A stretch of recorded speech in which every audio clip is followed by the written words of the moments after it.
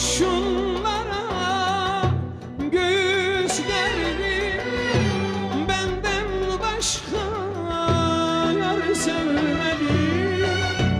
Törelere karşı geldi, o yanmasın ben yanarım, o yanmasın ben yanarım.